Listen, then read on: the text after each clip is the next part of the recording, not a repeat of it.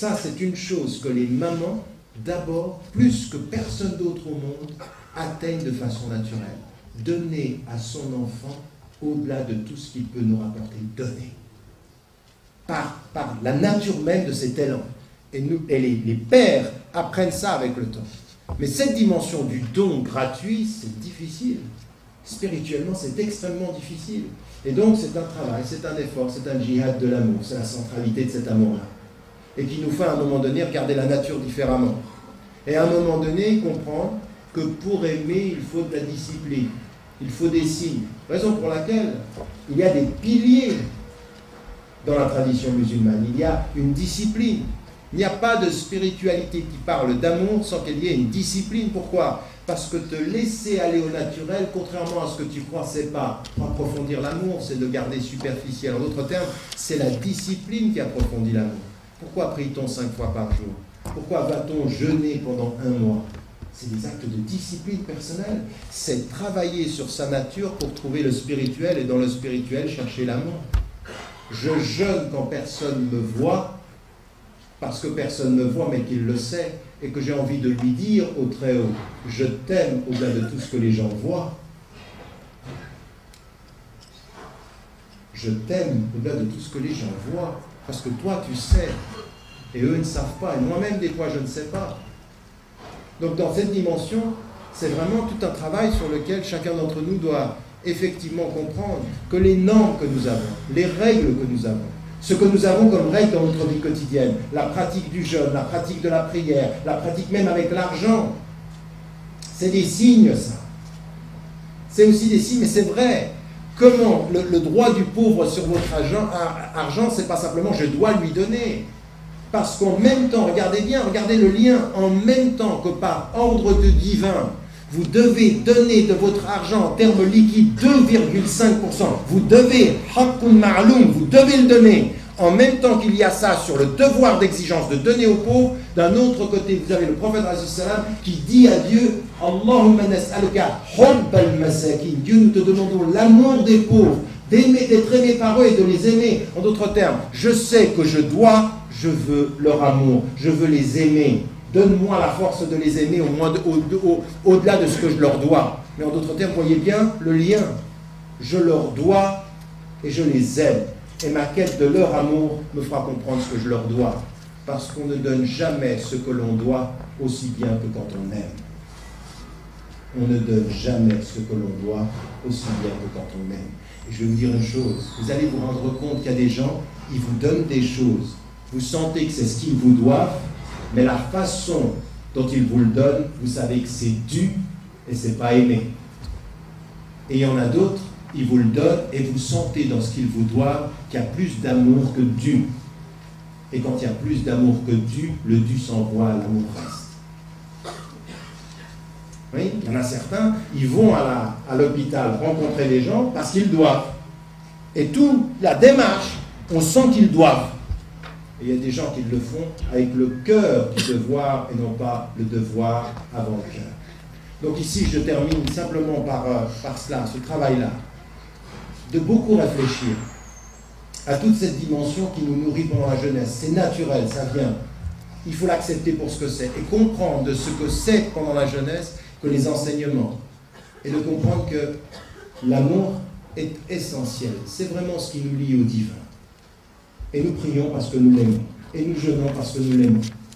Alors, encore une fois, on peut se dire, je ne suis pas toujours sûr de l'aimer. Personne n'est jamais sûr d'aimer de la bonne façon.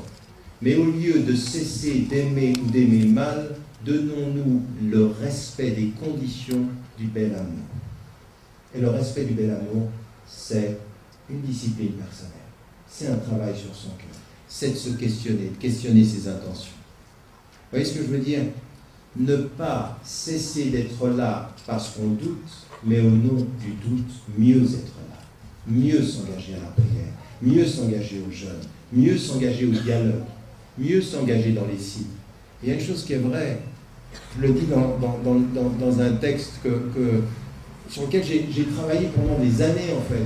L'amour a besoin de signes. Il a besoin de signes, donc Dieu il attend des signes de nous. Votre mari, votre femme, vos enfants, ils attendent des signes. On est toujours en quête de signes. Ne soyez jamais avare de signes.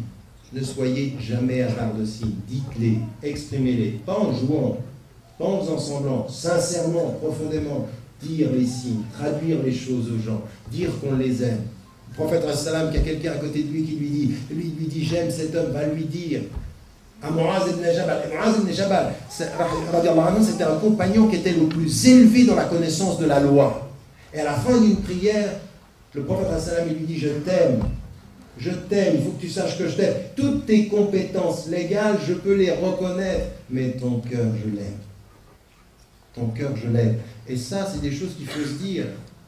Vous savez, quand vous avez le prophète sallam, il dit est-ce que je vais vous enseigner quelque chose qui va vous faire en sorte que vous aimiez les uns les autres, cet amour-là. Mais ce n'est pas des mots, ça. De vraiment répondre à une espèce de présence. Vous sentez qu'il y a de l'amour dans la présence de la personne. Il dit répandez la paix entre vous.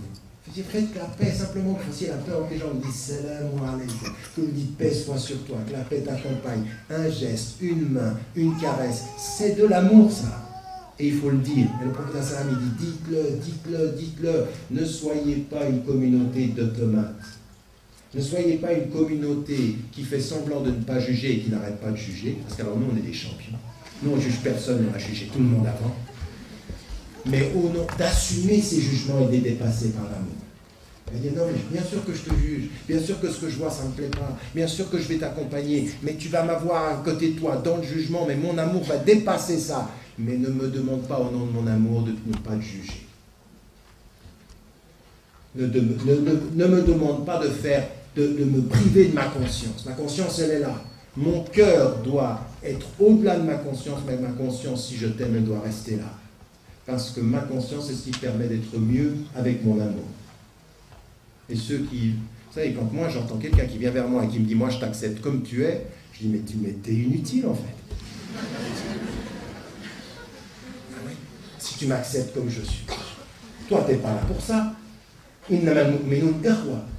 Les croyants sont frères, les sœurs sont frères et sœurs. Nous sommes dans une fraternité humaine. Mais ça sert à quoi que tu m'acceptes comme je suis? Même devant mon miroir, il ne m'accepte pas tel qu'il est. Mon miroir est en train de dire, là, t'es moche. Donc, il faut changer. Le miroir, il renvoie à ma conscience l'image que je dois être meilleur. Pourquoi des miroirs, sinon? Si vous vouliez d'un miroir qui vous représente tel que vous êtes, enlevez les miroirs. De toute façon, tu vas être comme tu es. Le miroir, qu'est-ce qu'il dit à votre conscience? Là, c'est pas beau. Là, ça peut être mieux. Vous attendez du miroir le jugement de votre propre conscience. Vous attendez de votre frère la même chose. Un miroir qui serait inutile à votre conscience, il n'y a pas besoin de miroir. Un frère ou une sœur qui soit inutile au jugement, pas besoin. Pousse-toi de là, je vais aller tout seul. Mais la fraternité dans un jugement qui me permet de dépasser ça, dans l'amour. Aime-moi, juge-moi, mais ne me condamne pas. Ne jamais condamner, mais se permettre de juger dans le dialogue, pas dans le jugement définitif. Personne n'a le jugement définitif. Ça aussi, c'est important. Donc cette démarche-là, elle est fondamentalement importante. Donc, de la discipline dans l'amour, du jugement dans l'amour, bien sûr, mais du dépassement du jugement, et puis de l'effort, systématiquement continuer. On va continuer, ça ne va jamais s'arrêter, on va toujours l'approfondir. C'est comme ça qu'on aime mieux ses parents. C'est comme ça qu'on doit mieux aimer ses enfants. C'est aussi comme ça dans la famille. Et je termine par dire simplement une chose. Tout ça, la centralité de l'amour, elle est basée sur une chose. Une chose. Il n'y en a pas d'autre. Quand nous considérons en tant que musulmans, mais c'est vrai pour le christianisme comme c'est vrai pour le judaïsme, qu'à un moment donné, Dieu intervient dans l'histoire et il envoie un livre qui est une révélation. Il révèle, n'est-ce pas? Il fait quoi? Qu'est-ce qu'il fait?